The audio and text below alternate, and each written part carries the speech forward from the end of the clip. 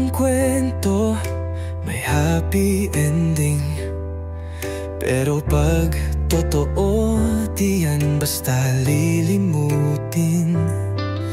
Sa bawat sakit may dahilan kang matutunan. Pagmahal mo talaga, di mo yan bibitawan. Hindi lang kilig ang sukatan ng pagmamahalan.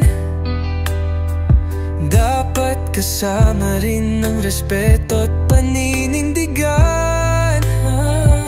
Huwag puro post, dapat may progress. Love na may laman, di lang pa-cute sa feed. Sa totoong mundo, ang pag-ibig ay laban. Hindi laging saya, minsan ay luha rin ang kasabay. Pero pag pinili mong manatili, yan ang tunay. Hindi lang sa salita, pati sa gawa'y makikita. Hindi mo kailangan ng perfect na tao, kundi yung pipiliin ka kahit may bagyo. Kahit mahirap, kakapit pa rin. Pagmahal mo, ipaglaban mo hanggang huli.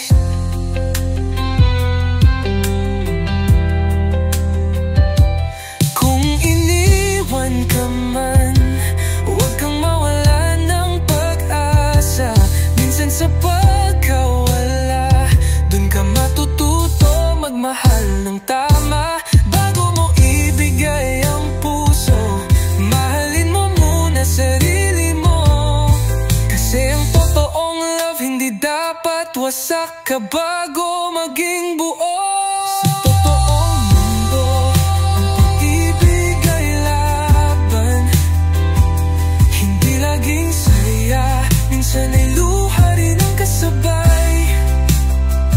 Pero pag pinili mong manatili, yan ang tunay. Hindi lang sa salita, pati sa gawa'y makikita.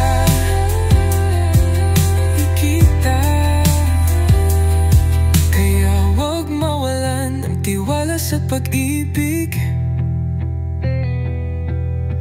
Dumarating yan sa tamang oras, hindi minamadali. Kung para sa'yo, lalaban yan. At pag dumating